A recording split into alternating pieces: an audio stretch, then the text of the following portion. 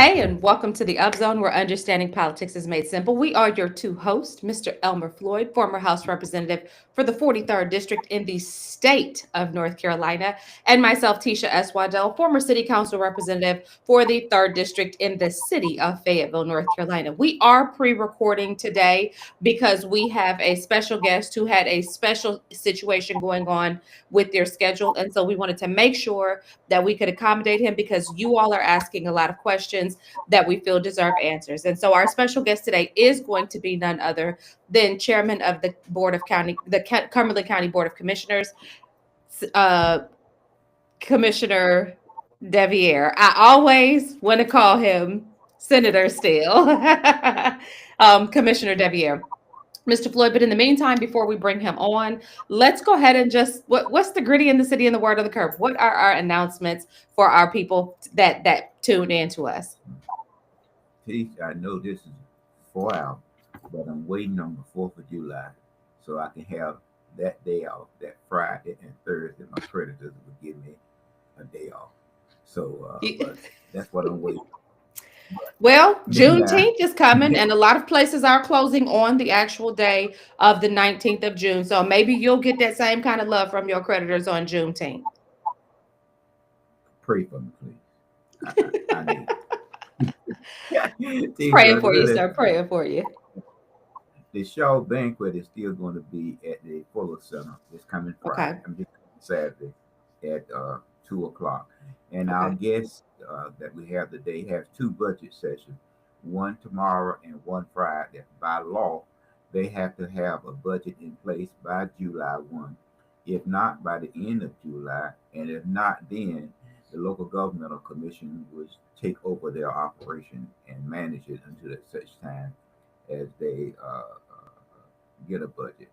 Right. So as we and the Martin Luther King Committee, somebody probably heard us teach because they are going to elect a chairman next month, a new chairman, and Okay. perhaps I hope that that chairman is a little bit more cooperative and a little bit more amenable and a little bit more reasonable minded, so we can move this statute. I mean, so we can move the Martin Luther King Sparrow forward. But those, Are you going to throw your name in the hat, Mr. Floyd? no, no, no, no, no. Tisha, as I tell people, you know, I had a family member of mine that had a unlicensed uh, beverage problem, and I had to tell them, like this community, first they had to realize that they want some help, Yeah. because if they don't realize they want some help, nothing you can do. Yeah. And that's where our community. I mean, that's where our community is. And I say to you again, is that our community vote on how they like you, not Amazon, but how they like you. And Yeah. so I understand. that, that's the that's what we have uh, so far, Cheese, and I hope that our mayor, which is not going to run again, and I want to apologize to you for being right, but I tried, Teach, because I talked with a lot of his campaign supporters, and none of them heard from him. Yeah. So I said, "Well, I'm gonna give him 50-50." Then when Kathy filed, then I say it's 75% that he is not going to run. As But soon I as I said, heard Kathy filed, I knew it was 0%. I promise you, Kathy is Mitch 2.0. And I don't say that like, I'm not saying that disparagingly. I'm just saying they are essentially like, even if you read the statement that she put out, there was no separation that she put between herself and Mitch in terms of this statement. She literally, like, when the Democratic Party was asking, they were asking Joe Biden, Kamala Harris, what separates you from Joe Biden? I would be interested to see the party and anybody considering voting for her ask her that question, because I'd be interested to hear her answer. Because I'm telling you, they have a relationship that well, extends beyond the borders of just the political nuances that you see every day. And Kathy would not violate the construct of however that relationship is pieced together to run against him. So I knew when she said she was running, he was not. well, the minority makes up a little over 43% of the city voting block. Now, Rumorville also said Oh, that. there's people tearing her a hole already, Mr. Floyd. I don't know if I sent you the screenshot, but I received a screenshot and it was from a woman in our community. She's pretty well known in our community. Her name is Elle Gaddy. Elle Gaddy made a post and she essentially leveraged some pretty jarring accusations against current Councilwoman Jensen and basically accused her of, corrupt behavior, supporting racist behavior, like the whole gamut. And this young lady, I thought this young lady was going to come out as a supporter for Kathy Jensen because I thought that was my experience of how they operated. But people are coming out the woodworks. But I guess that's what happens when you put your name in the hat for mayor. Well, also Rumorville now that the former pastor of the church on Yakin Road, Brian Thompson, may Hmm. run for mayor. That's Rumorville now. Well, let And me ask you a question, Mr. Floyd. As we see the slate stands now, we have a Hispanic male, a European American female, and a who else? we have Paul Williams, a white male. So another European American male. So the question was posed to me today, do you think that the Democratic Party would allow this election to take place without one brown person like me and you on the ballot? Well, uh, you know, I'm not surprised of anything that my community does. Too. I'm just being honest with you. Uh, it wouldn't surprise me, but if our community don't get up and support a candidate, you know, we would might see something that might be surprising to most of us. The key thing to it, as the pool get larger, is the one that can get their base to the poll. The most activated. And I'll say this, Mr. Floyd, I think as we look at this instance, a person's voting record could play against them. So, if a candidate is wise, they'll be doing some research to find out where the Achilles heel is of the people that are running against them. Now, Mr. Floyd, and not that they would leverage that in a negative way, but that they would understand how that could most certainly be the differentiator between a win or a loss for them. Mr. Floyd, I will say this. Yes, go ahead. Keisha, I don't mean to disagree with you, but that don't even register us. You can knock us upside the head today, and a month from now, we'll forget all about it. Yeah, Okay. I mean, we have a short memory yeah, of how our elected officials have treated us. Now, one thing that I give you credit for, not you, Teach, but as a politician, they will give you a speed dial number. yeah. But once they get elected, you can camp out on the front lawn and you won't see them.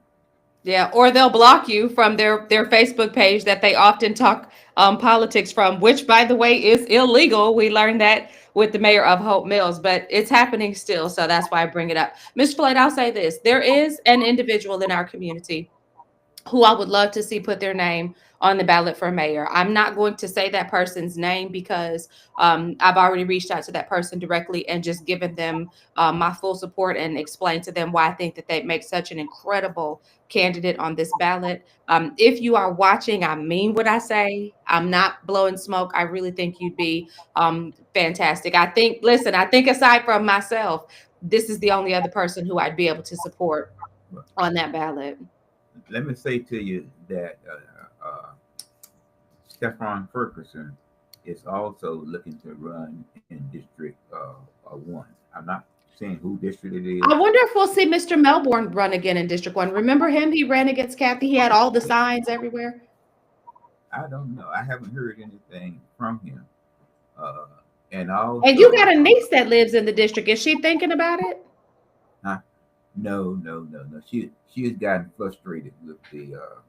Political. So Hmm. yeah, gotten frustrated. She can be And then unaffiliated. She doesn't have to run an affiliated race.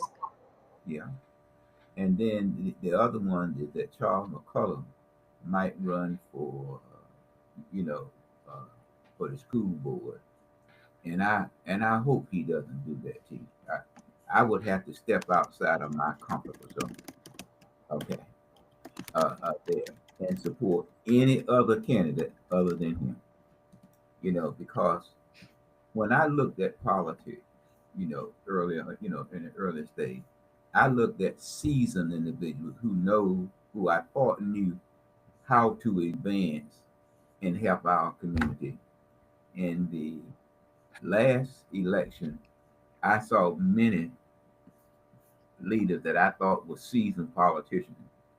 Just Wasn't disappoint.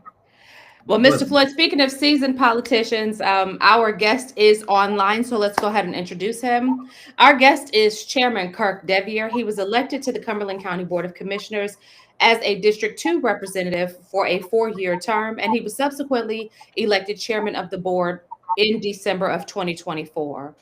Prior to his current role, he served 2 terms as a North Carolina state senator and 1 term as a Fayetteville city councilman. And he currently serves as a commissioner on the North Carolina Military Affairs Commission, appointed by the President pro tem of the North Carolina Senate. His service spans over 20 years, including leadership roles with the Fayetteville State University Board of Trustees, Fayetteville Cumberland County Chamber of Commerce, Partnership for Defense Innovation, Fayetteville Cares Foundation, Pathways for Prosperity, and the list goes on. He's the owner of 219 Group, a full service advertising agency with offices in Fayetteville and Raleigh. And he's also a partner with Y Axis, a strategic consultant firm. He is married to the beautiful Jenny Beaver Devier, and they have 1 son, Grayson. I'm going to go ahead and let him in, and we will go ahead and say to Commissioner Devier, welcome, sir. Welcome. Glad to have you. Great to be here. Thank you so much for the invitation.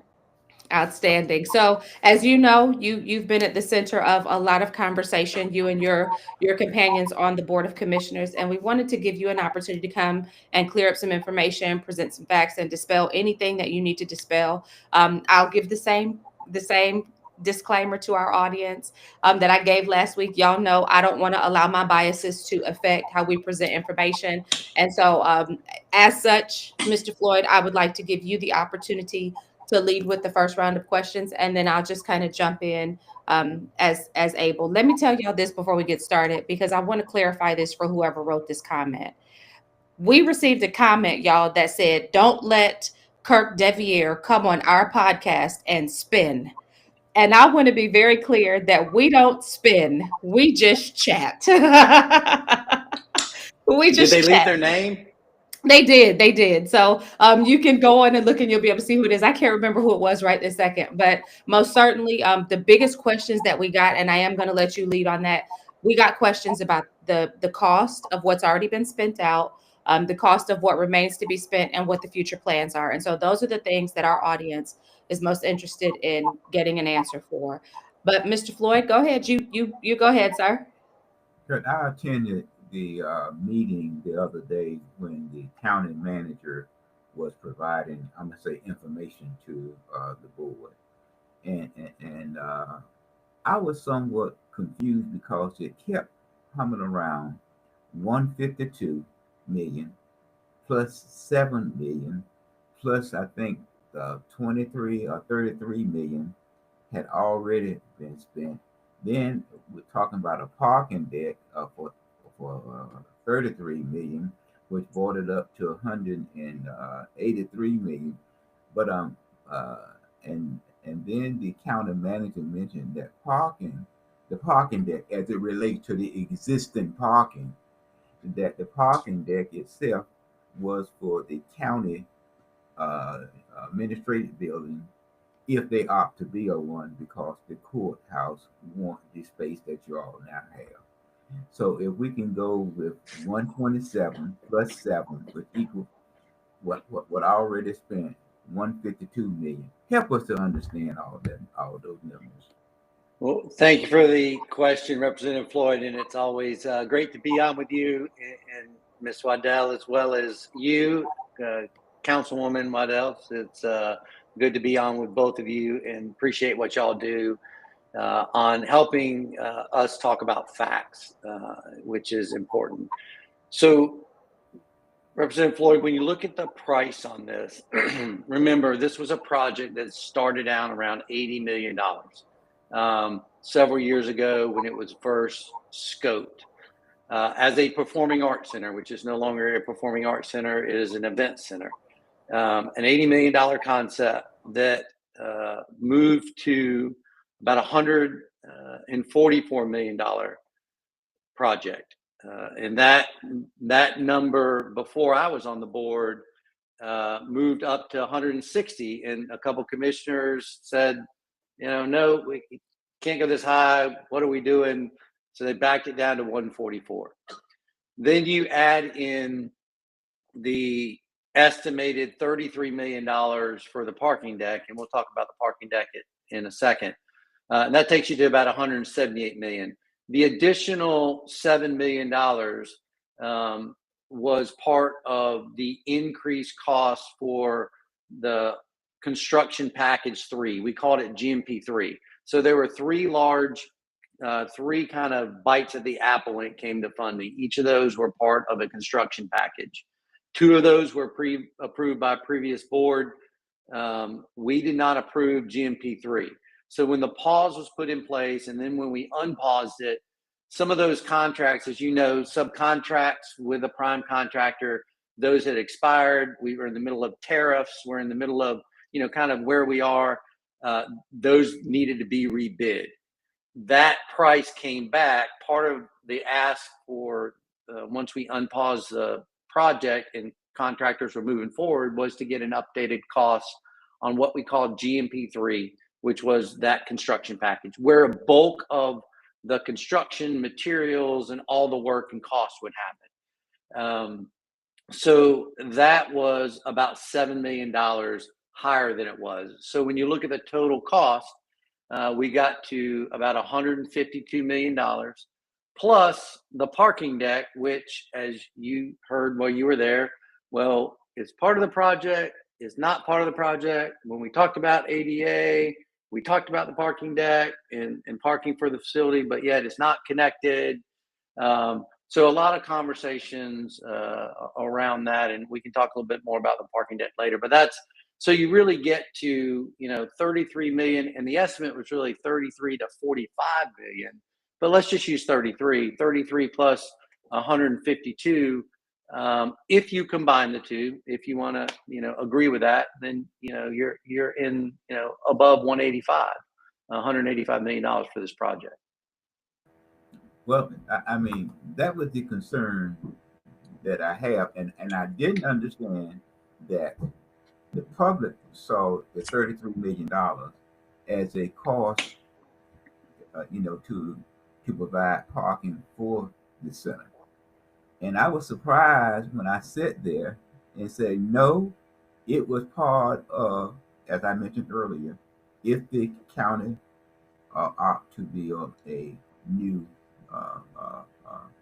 office, administrative building. So, and then while I sit there, Commissioner, I kept hearing about, are they going to be parking for a handicapped person next to, on site? On site means in front of the door. And I couldn't understand, and the county manager kept saying to you all, I can bring this back to you at a later date. I can bring this back to you at a later date. That was the parking. Then he saying that the cost that may be associated could close out the deal. That means there with whatever contract that are pending, can be worked out. But I didn't understand that. And then the other question that I have for you, the building itself now, as it stands, if you didn't go back there, what was the plan for that building? You still had to comply with ADA. What was the plan with the existing building prior to the convention center? The answer to that question that we received is there wasn't a plan. There wasn't direction to the staff for that building. that the buildings would not be used for booking activities. All those bookings would move forward to the Crown Event Center, and in some cases in the arena, there are programs that happen in the arena that can't happen anywhere else. So they would either have to try to be put over in the Crown Coliseum or the Expo Center, or just not happen at all. So we were asking questions: what would happen for that? With that, what's the plan? What's the maintenance plan? Because even if the building's we're not renting the building, you still have to maintain a building. And as we dug into it, when we had the architect giving us, the cost to modernize and renovate it, what we found in looking back in the CIP is we had spent several $1 million over the last 10 years in those two buildings. In the normal CIP, capital improvement plan for maintenance. So we've put things like, HVACs, and we've done some wiring things and some other items in both of the arena and the theater. But there was not a plan for what would happen to those two buildings. I think the management team with OVG, made some assumptions, and they'd use it for some things, but it would not be used for rental. So you wouldn't have to, and quite frankly, what we were also told at one of the meetings is, well, they are up to compliant now. We have made the ADA, there are some additional things we need to do, but they are compliant. Another question, Chief, but this is the question. Because in my reading and my looking, the food and beverage taxes, which one say that are restricted fund, and have it sunset. Will it sunset? And then what we read that it sunset when the debt is paid off. Now that's the confusing part to me. One said sunset in 23, some said sunsets in 27. Some say when the debt is paid off, but what I read was when the debt was paid off. Yes, so sir. Where is that with this restricted funding? I mean, is it still there? Would it be there, or would it require additional pieces of legislation in order to do that? And that's a great question, Representative Floyd. And I know you know how that works up there in Raleigh. So the way the statute reads is, it can service debt, it can work towards operational maintenance, but it would expire if there is no active debt.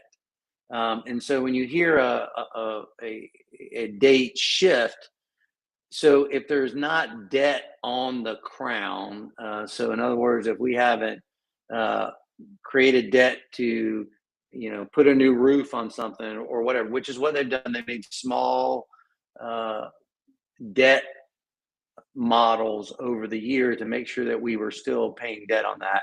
Therefore, the food and beverage tax does not sunset.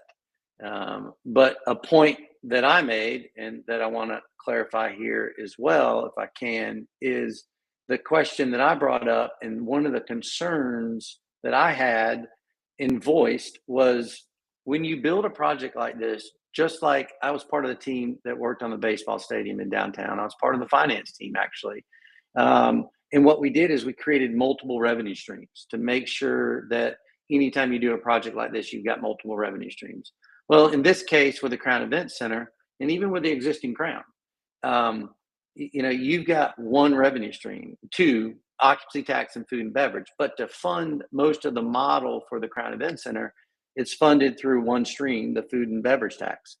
I will argue that based on everything that is written in statute and knowing the General Assembly like you and I know it, that the General Assembly with a stroke of a pen and a vote can remove that F&B tax. And now, while you can argue that there's court case and precedence to not be able to remove the servicing of any existing debt.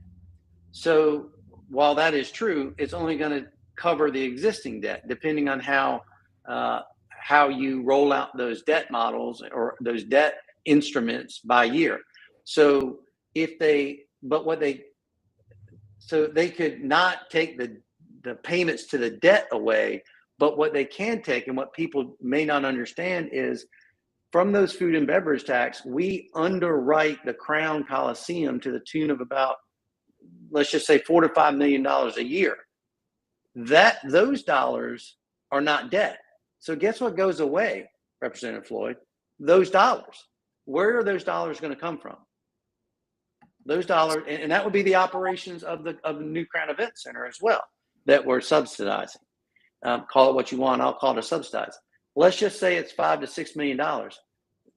Those dollars have only one place to come from: the general fund. And what's the priority, in my opinion, of the general fund? Schools, water, both of which we have woefully underinvested in for many, many years in this community, and blame Raleigh for it. But we haven't done our part as a county to do that.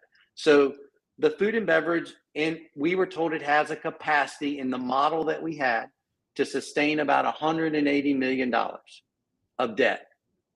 So if you begin to peak over that $180 million, then the additional funding for this center and to augment anything, any new construction or any enhancements or maintenance or anything else that we would do out at the existing facility, if you max out that general fund capacity to service debt and to subsidize the operating expenses, that comes from general funds.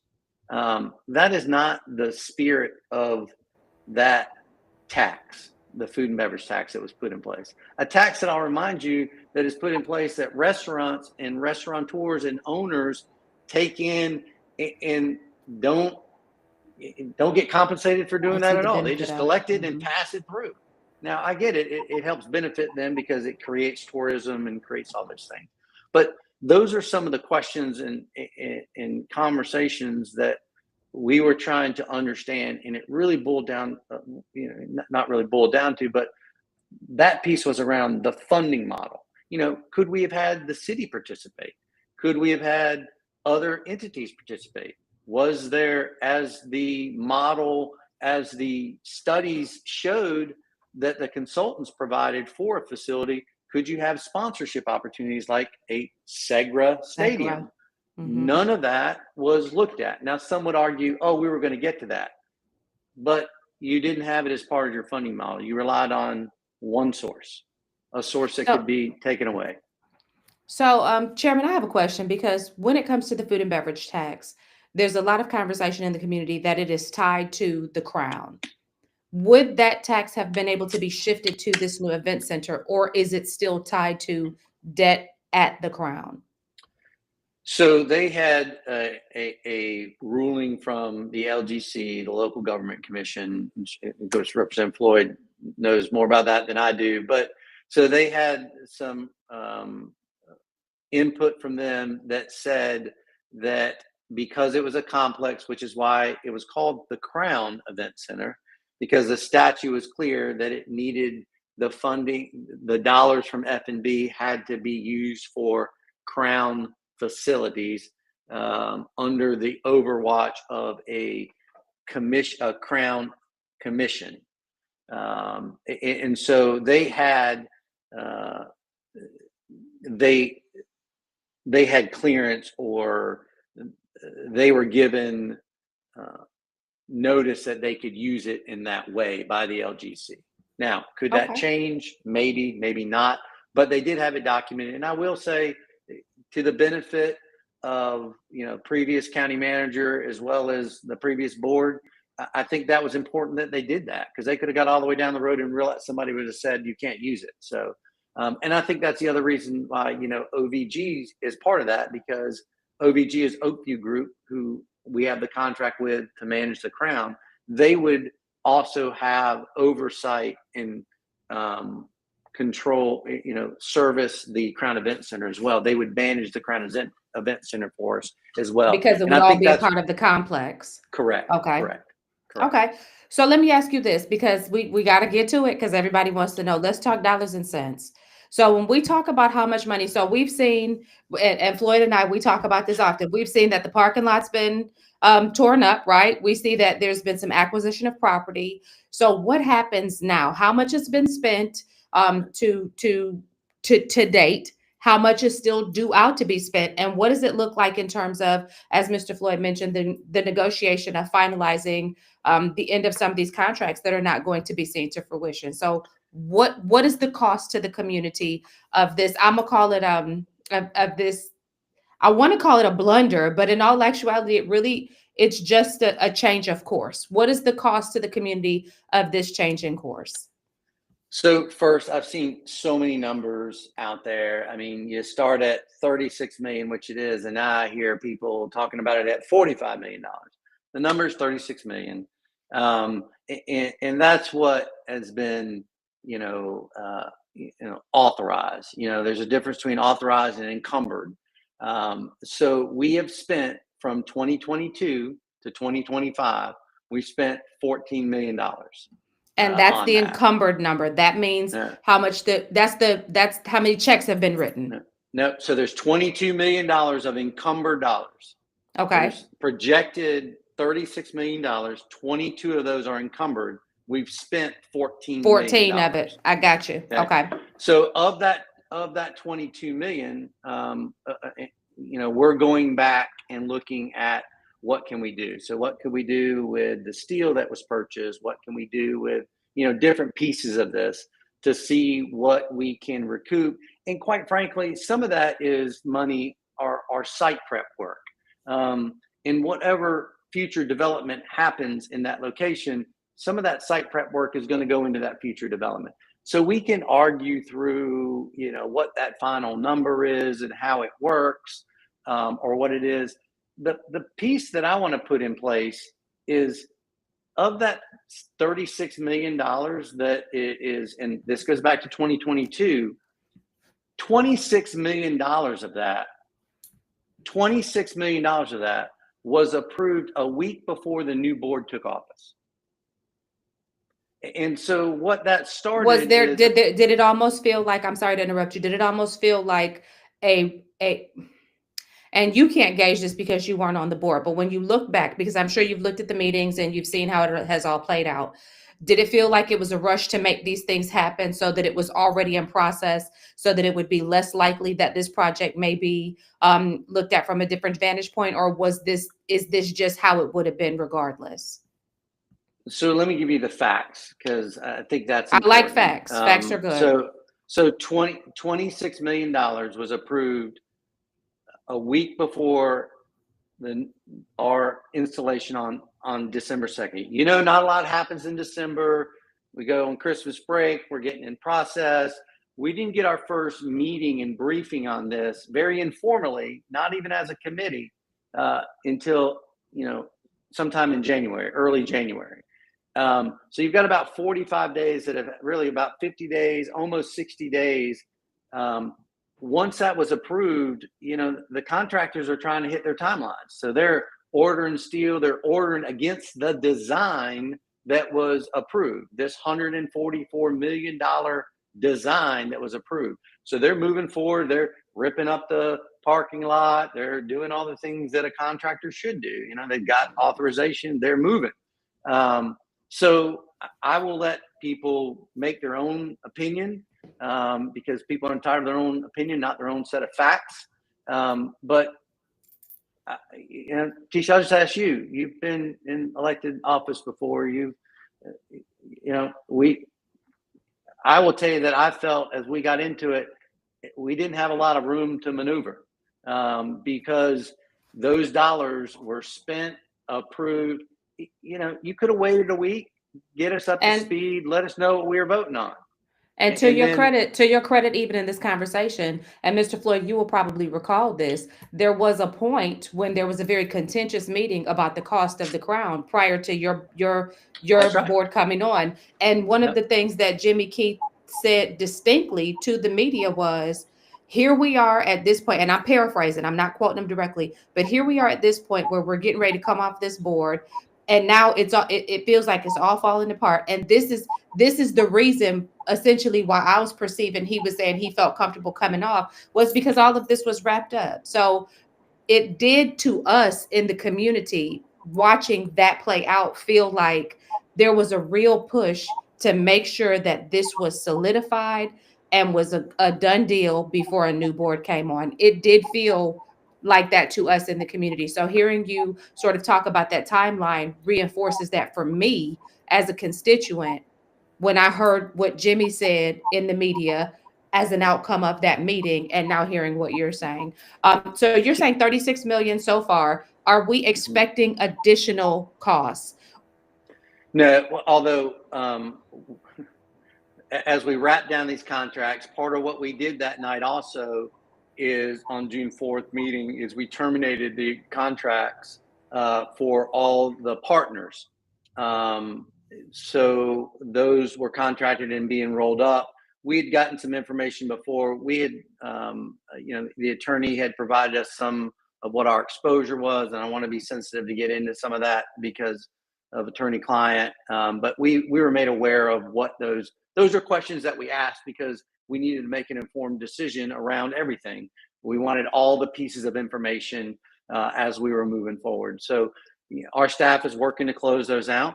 I will tell you, we were made aware last week of another contract that was out there, and it was a contract that was in place for a parking deck that they had signed back in 2024 that I was unaware of as the chair, and I think I'll let other members of the board speak.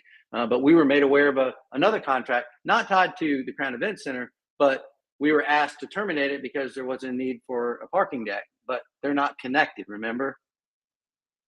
And I say that a little tongue in cheek. So we terminated a contract, and it kind of probably went under most of the radar screen because we came out of closed session and we terminated a contract with a contractor for the design and build of a parking deck by the courthouse. I'll put it that way. What I don't understand. And that's breaking news. So y'all got that first because nobody else. We got the scoop. No scoop. I mean, we did it in the open session. Yeah, nobody else has reported on it. But what's interesting is, and nobody talked about it. I mean, I don't think we could have asked a question about the parking deck any other way. And not once that I recall was a mention of a contract from a commissioner or staff. Well, let me say this, Mr. Chair. The problem that I had, and I sent Tisha several pictures. I had a problem with the footprint of the facility. And then you're talking about putting $152 million beautiful facility, but you still have an old building right on the corner there against $152 million building. But the other thing that I couldn't understand, and I don't understand numbers, but you have 900 parking spaces at the facility now. 900. I'm of the opinion if I'm going to invest $152 million, I want to jumpstart some economic development. That's what I like to see if I'm investing that kind of money. And if I may also say to you, Cumberland County is not downtown Fayetteville. It's not downtown Fayetteville. If you look at the footprint of Cumberland County, it's moving westward instead of downtown and north. So I don't understand that. Then I saw an article today in the news media wherein that the gentleman said a like a vision. Mr. Floyd is frozen on us. Mr. Javier, let me ask you this. What do you see as the future? What is your board saying is the future of the event center? Because now we are at a point where this has happened and everybody's scrambling, but the reality is something still has to be done. And I'm sure that you guys are having the conversations about, okay, what are we going to do? So help our audience understand what's the future of the event center now? So there's no longer an event center. We have we have a piece of land that used to be a parking lot. So a couple things. I think it's not going to sit vacant. In the short term, we've got to restore the adequate parking around our courthouse for our employees, the visitors, the court, people that work at the courthouse as well. They lost 220 spaces. We've got to, in the short term, we've got to get that fixed. You'll always hear me talk about short term, intermediate, long term. I think, I think you're going to see us as a board committed to looking at, development opportunities that serve the broader community, that provide more economic impact than 140 events a year, something that maybe covers 300 to 365 days a year that would be impactful in downtown Fayetteville. You're also going, and that speaks to the location. We're not stepping away from investment in downtown Fayetteville, but we have a responsibility to look at all of Cumberland County as well. And remember, one of the other actions that night was direct the staff, our county manager, to look at development framework, RFP, a request for proposal or request for qualifications, to look to modernize and renovate the Crown Theater and arena. We know the revenue model for those. We know what programs can go in there. We know how we can grow it. OVG, we've talked to them even after this, Oakview Group, the folk that run the Crown Event Center, on maybe some other things that need to be out there as well, or other enhancements, so we can invest in a community asset that, when you look back at the spirit of the bill that puts taxes on majority of our residents here in Cumberland County, including the visitors, but most of that food and beverage is coming from local residents. So it's a tax on our local residents. The spirit of that bill, the intent of that bill that former Senator Tony Rand helped put in place, was to invest in an entertainment complex and have a funding model for a low wealth community that would have the ability to carry debt to be able to fund that debt for an entertainment complex.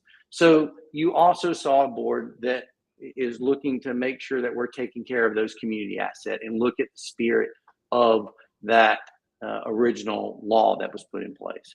So a couple different things. And I'll just tell you, quite frankly, and I won't get into details, but we've already seen response on opportunities for what potentially could go there.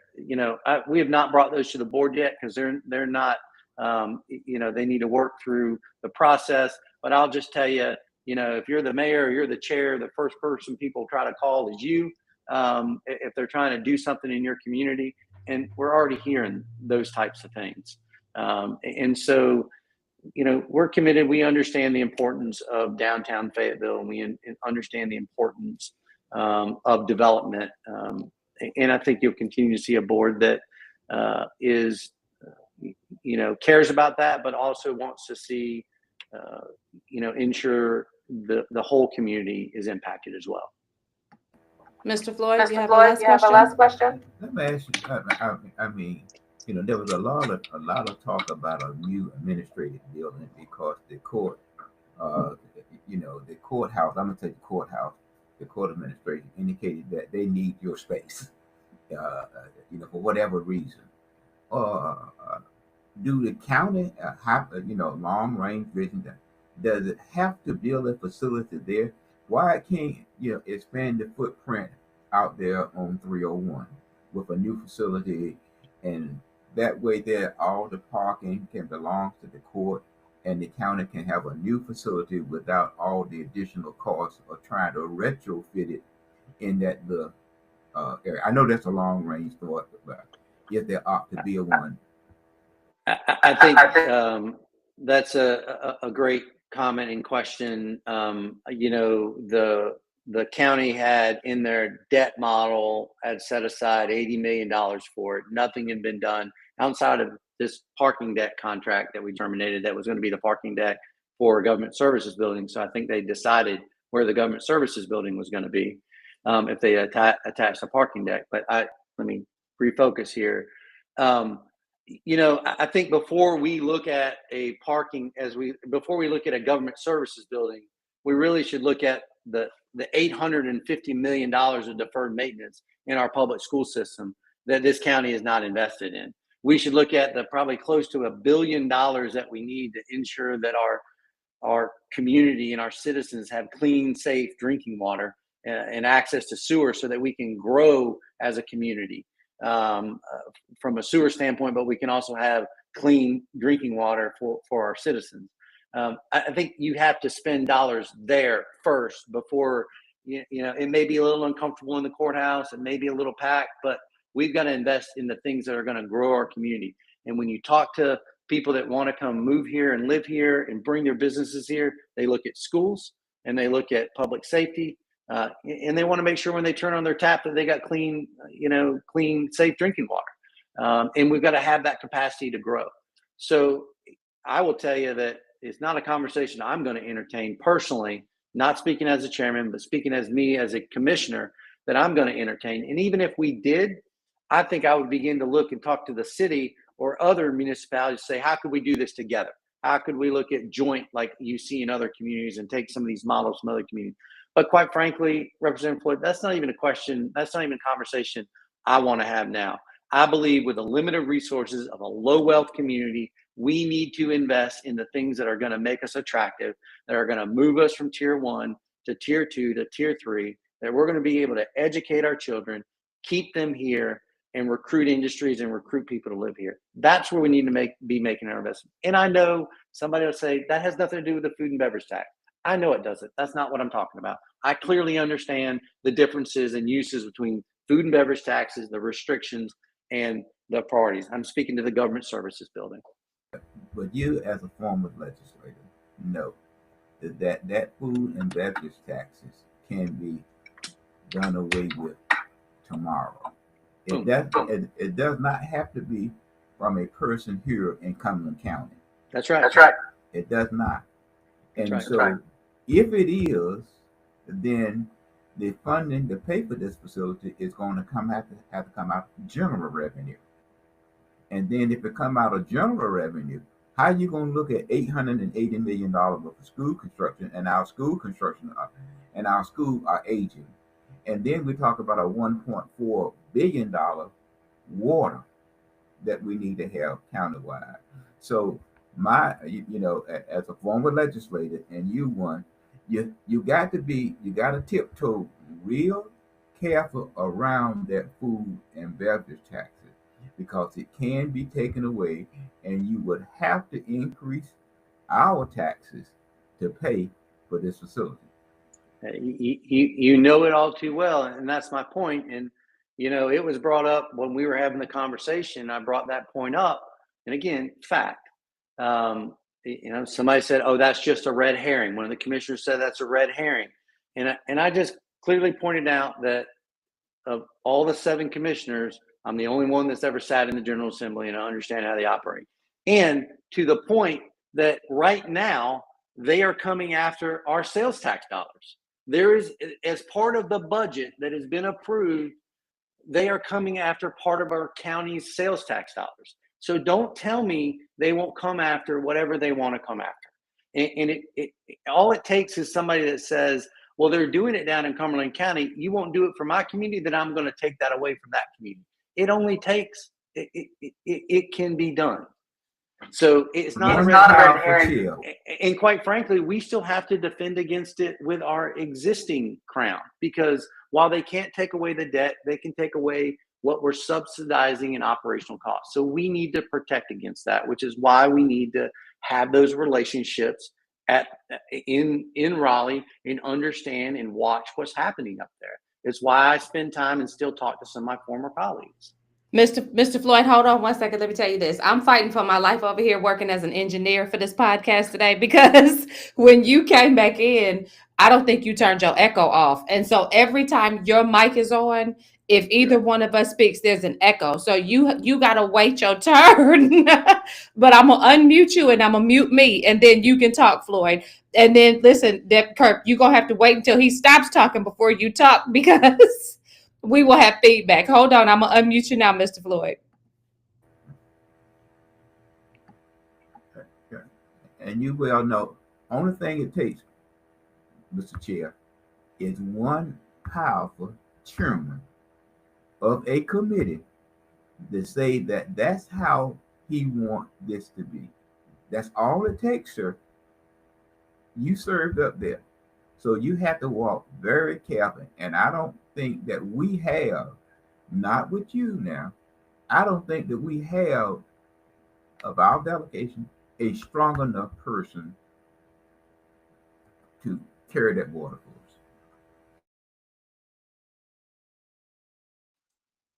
And I think to his point, Chairman, what I would like to say is because of the very nature of our podcast, we exist to make understanding politics simple. So we might not always get every I dotted correctly or every T crossed, but we absolutely understand procedure and process. And so speaking to this procedurally should help make it make sense for our audience. So thank you for taking the time to explain where this is tied to and why you as a commissioner and the other commissioners who may share this sentiment were not willing to take this chance and put us in a position that could potentially lead to exactly what Mr. Floyd just said, which is an increase in our taxes, because we're already crying about our new property valuations, and some of us rightfully so. But the reality is, if we were to really have to pay up according to some of the things that we're asking for, it would truly hurt. I want to ask you one more question, and I love that.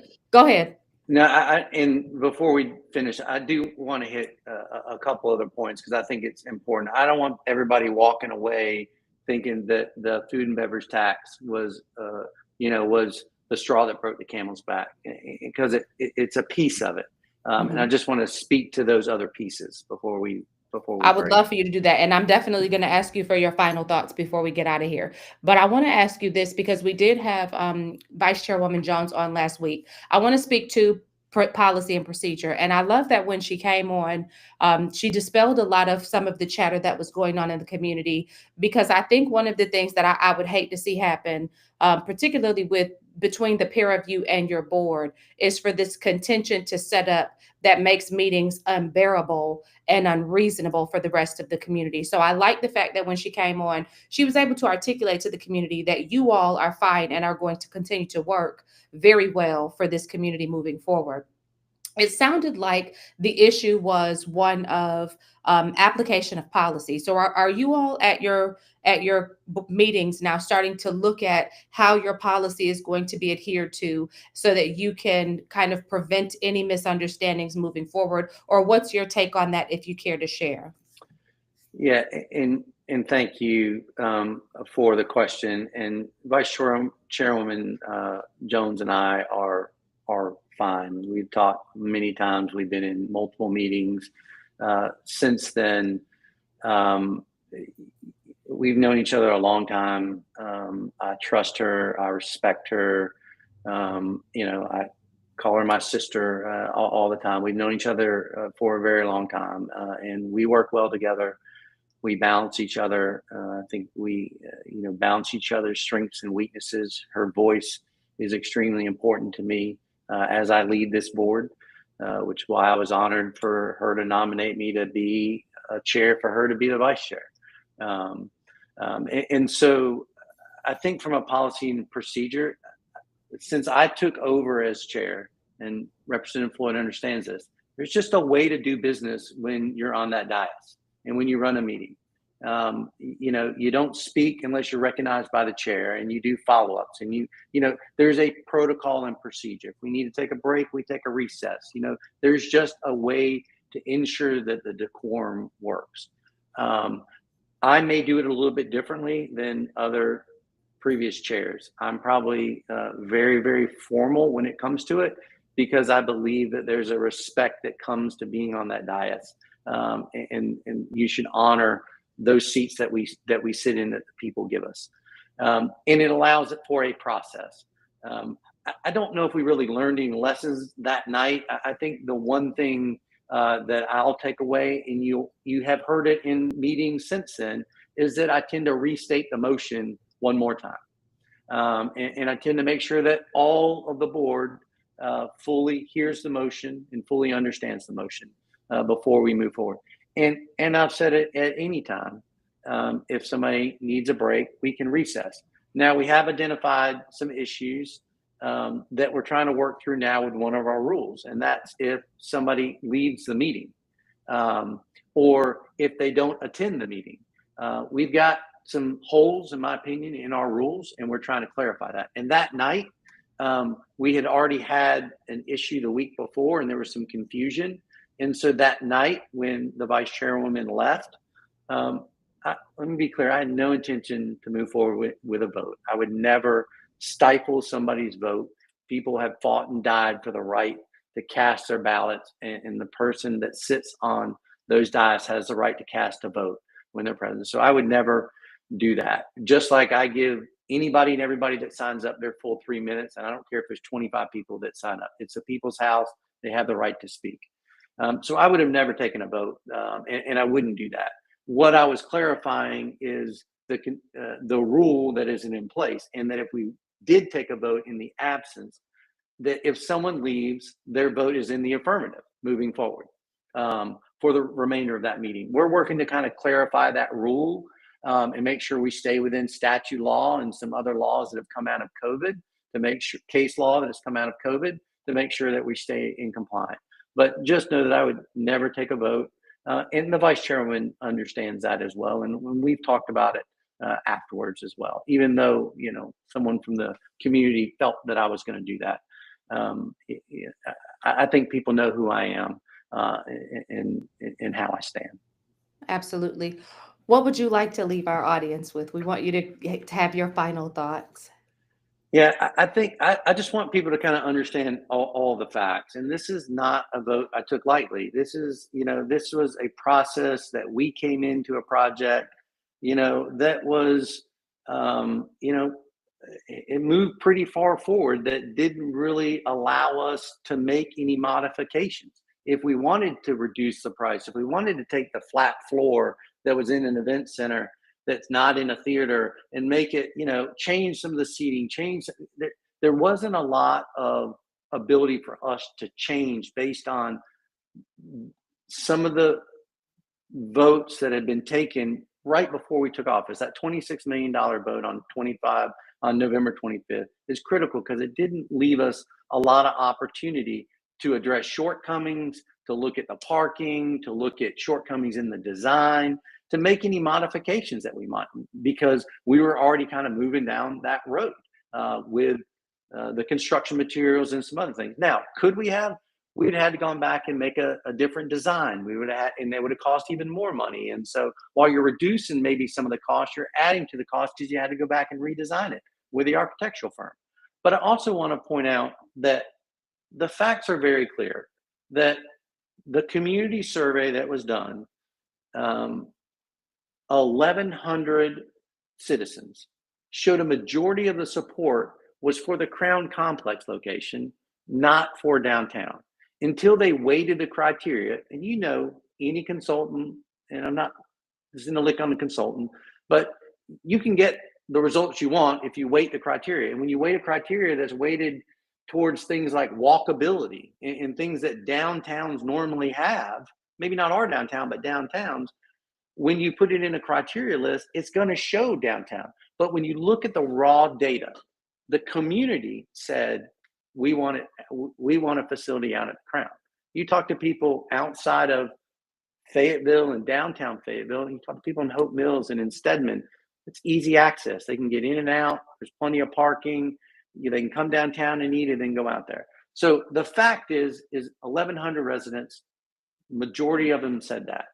I want to reiterate, a week before this board took over, $26 million was approved, and that movement immediately started. That did not allow us the opportunity to get aboard, understand the complexity of this project, and then make any recommendations. Because quite frankly, I would have liked to have seen it cost a little bit less, but have some different amenities. You've heard people since this vote on social media and in the press to say, we wanted to continue to work with the board to do this and that. Well, you didn't have that opportunity because the decisions that were already in place, the money that had already been allocated, did not allow us to do that. So what I saw, and this was an extremely hard vote. I love downtown Fayetteville. I was part of the ball field. My business is downtown. When I first moved to Fayetteville, I lived in downtown. I'm an advocate for downtown. I used to be on the chair of the Downtown Development Corporation.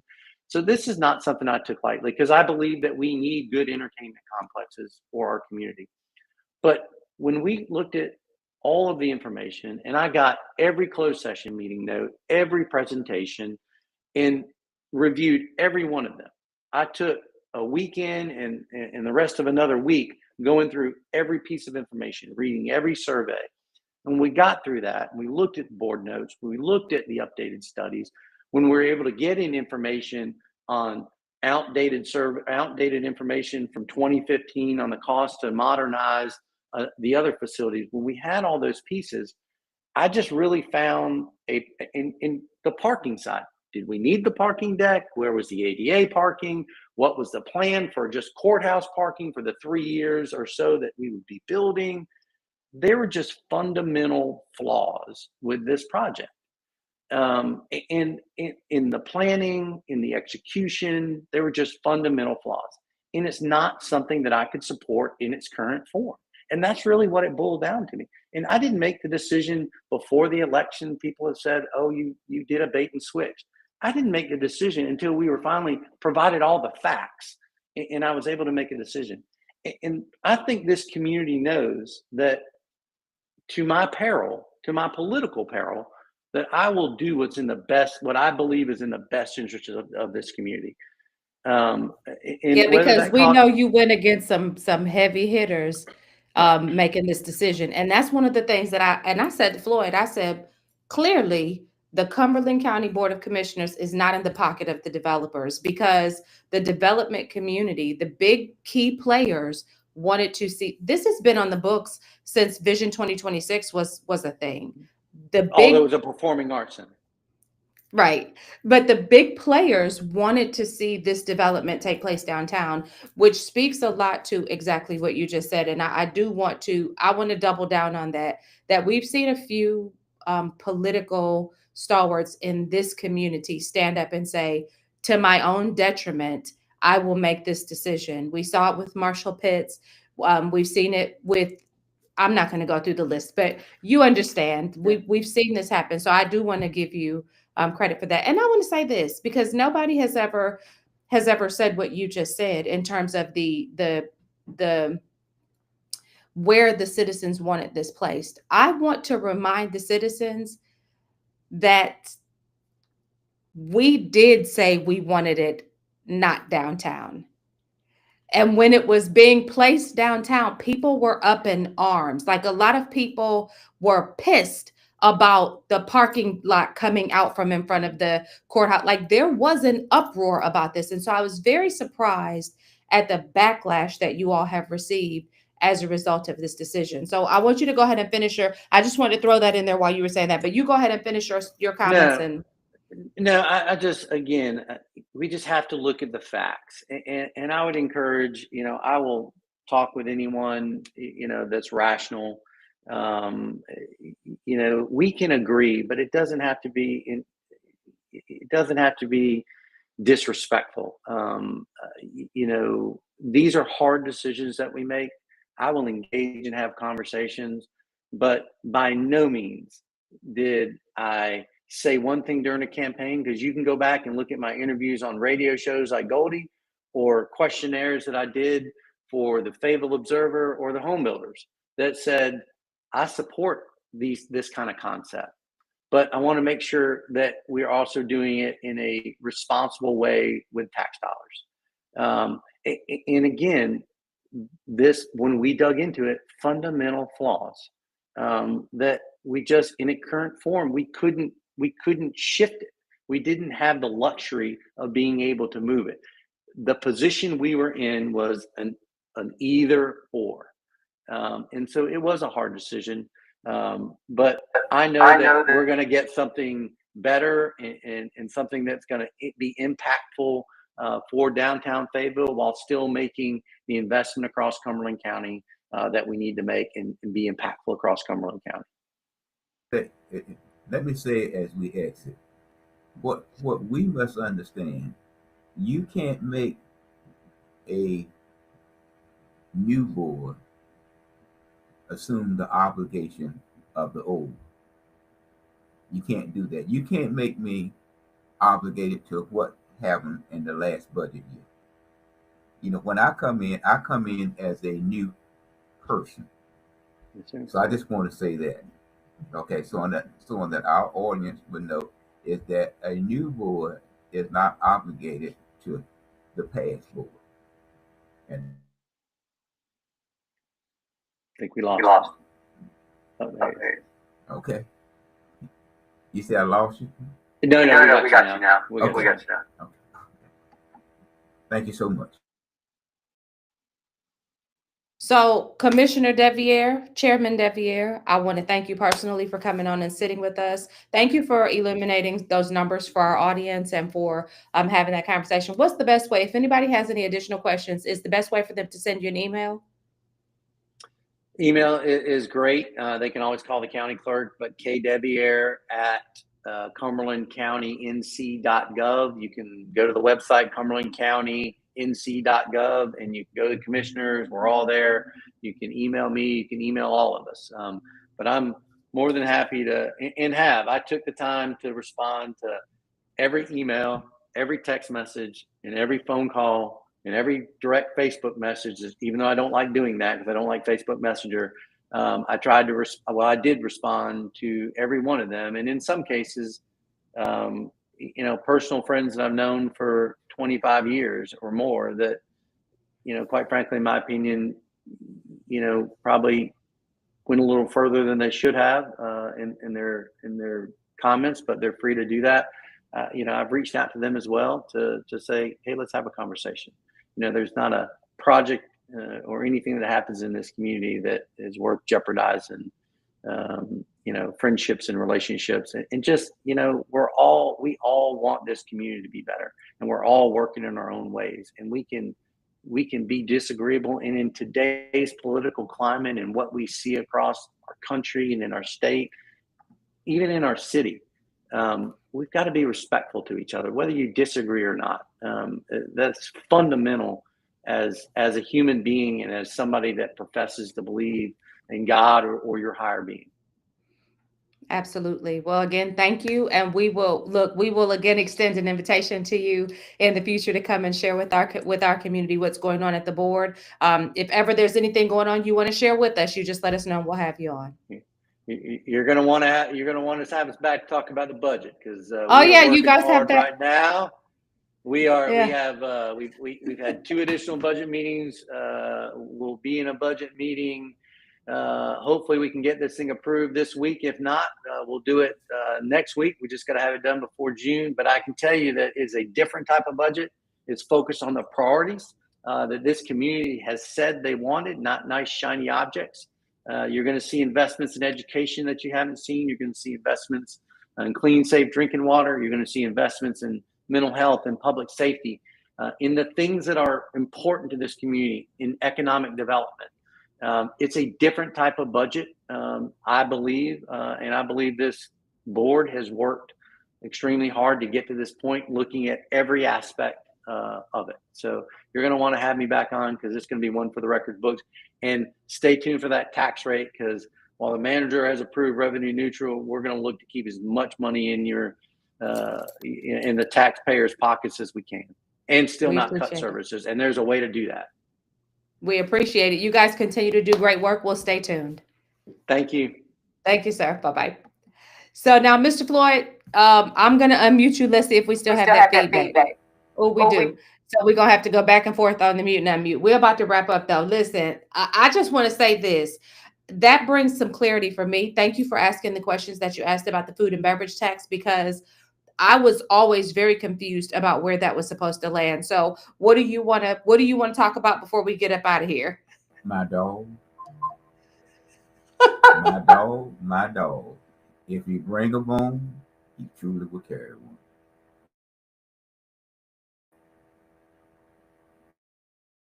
Yeah, I'm just gonna have to head nod on that one. I agree with you. And I just want to tell the people, like, share, subscribe, follow, tell a friend, and tell a friend. I don't know what's going on. There's something in the air. My whole face is itching today. But I will tell you guys, we need you to like, share, subscribe, and follow. Whoever that was that said no spin, I hope this was straight enough for you. And like I said, we are pre-recording. So any questions that come through during the podcast, we will try to respond to them later. I want to thank you guys. Mr. Floyd, I want to give everybody a thank you from our hearts to theirs. Thank you for paying attention, for tuning in. Our numbers are increasing. We're really appreciative of the engagement that we're getting. We hope that we're delivering to you content that is of value. And we ask that you, hey, Jesus loves you, and so do we. And we ask that you'll tune in next week. We're going to have another guest. Mr. Floyd, you want to tell our audience who our guest is next week? Is that Robert Wilson? He is I think he was the deputy auditor, deputy one with the state. He knows about the budget and how it's operating. And so he would give us an idea about this $66 billion 2-year budget. I muted you. I'm sorry. Hold on. No, Robert Wilson, who I think he was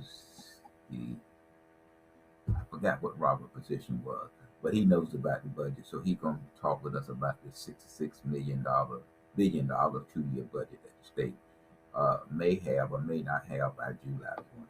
But they are going to adjourn, and they probably will stay. Some of the chairs will stay around and trying to hammer out a conference report. Okay, good deal. I haven't heard anything else about that state bar situation we told you all about, but if I hear something, I'll let you know. I'll keep you posted. Other than that, make sure you like, share, subscribe, and follow. Tell a friend to tell a friend. And on that note, we'll catch you on the next episode.